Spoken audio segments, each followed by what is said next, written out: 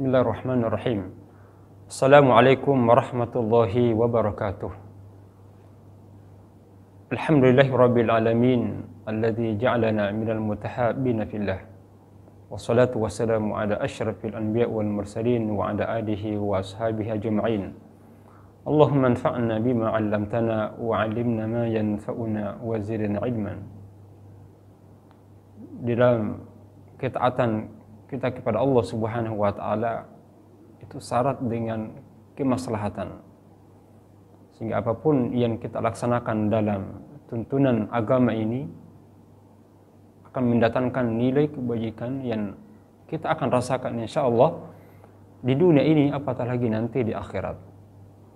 Maka seorang mukmin ketika mendapatkan arahan, perintah, maka tidak ada kata yang lain melainkan mengatakan sami'na wa ta'na. Kami dengar dan kami taati dengan rasa suka dan cinta. Demikian hanya di dalam hal yang terlarang ketika Allah Subhanahu wa taala melarang kita untuk melaksanakan perbuatan tersebut. Karena Allah Maha tahu bahwa karena dibalik dari perbuatan yang terlarang itu ada kemudaratan, ada mafsadat. Jadi di mana tingkatan mafsadat ini bertingkat-tingkat tergantung dari besarnya dampak buruk yang diakibatkan dari perbuatan dosa. Salah satu hikmah kenapa terdapat tingkatan-tingkatan hukum dalam agama kita ini, tingkat kemaslahatan yang berbeda ataukah tingkat kemudaratan yang juga berbeda. Semakin tinggi tingkat kemudaratan, maka semakin tinggi penekanan keharamannya. Dalam pelaksanaan ibadah puasa, ada dua hal yang harus kita tinggalkan karena ada perintah untuk meninggalkannya. Dengan kata lain, dilarang dilakukan.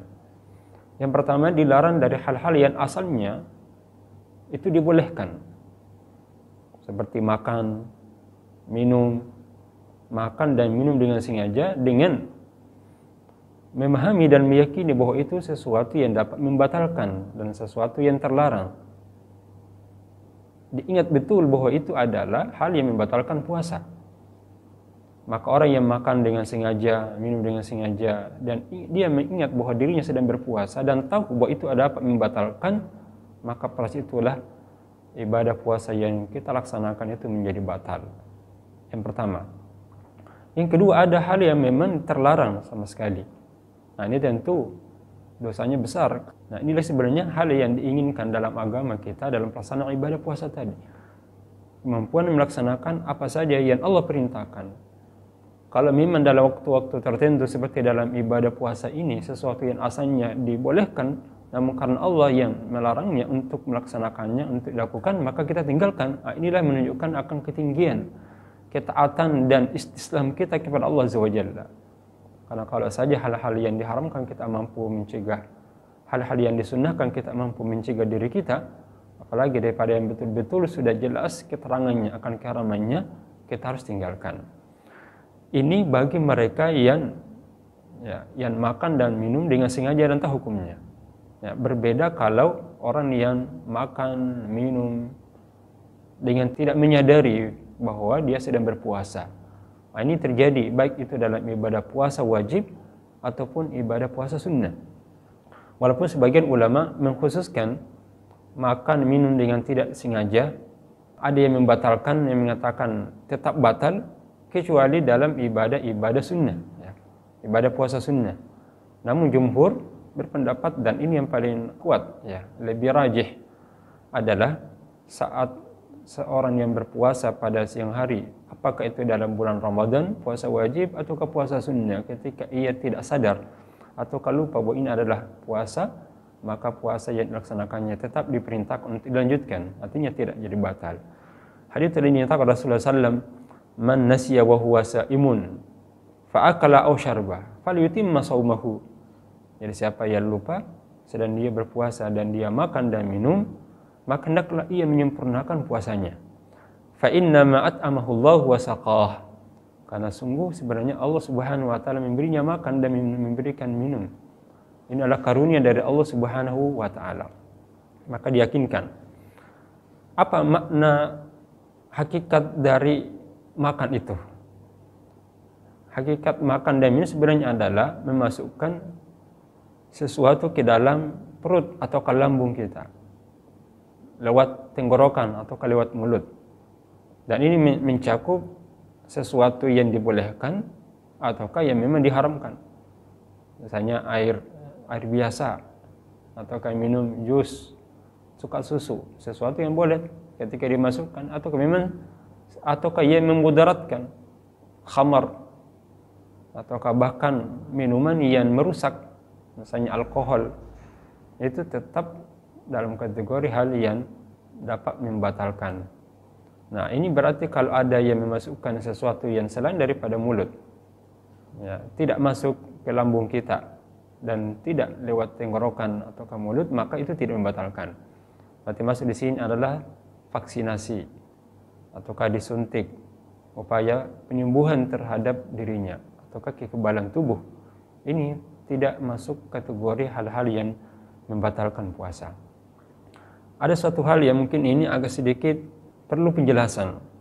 Jika seorang makan ataukah minum ataukah berhubungan dengan istri dengan menyangka dan meyakini bahwa telah terbenam matahari atau diyakini belum terbit matahari.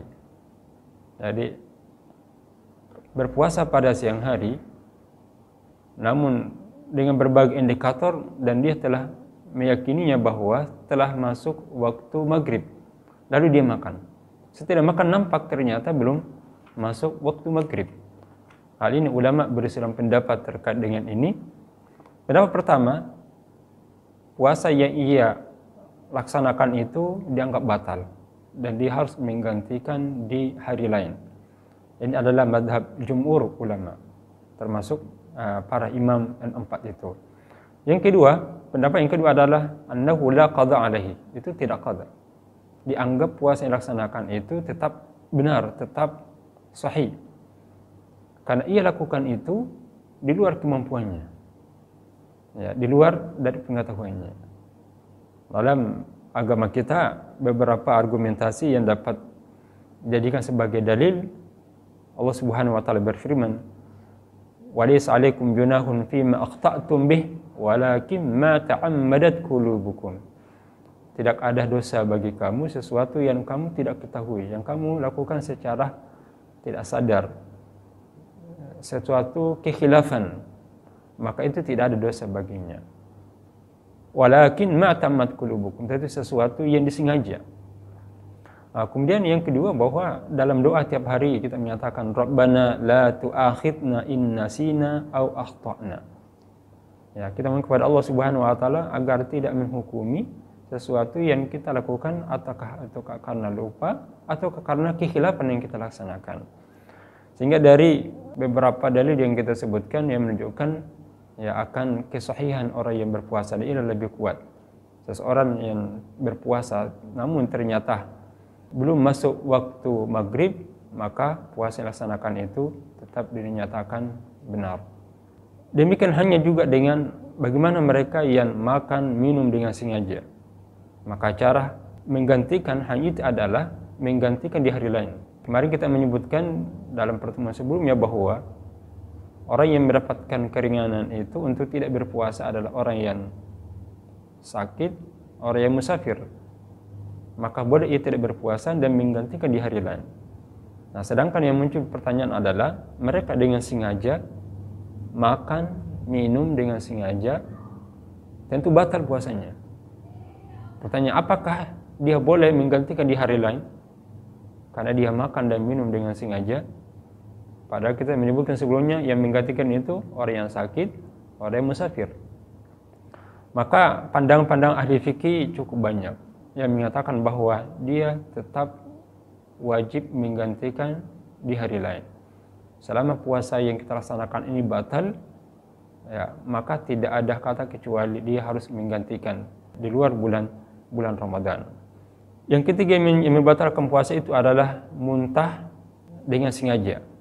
Ini termasuk kategori yang sengaja kita lakukan yang dapat membatalkan puasa kita. Namun ketika muntah itu keluar dengan tanpa kesadaran, tidak mampu mengendalikan diri kita, maka ini tidak membatalkan.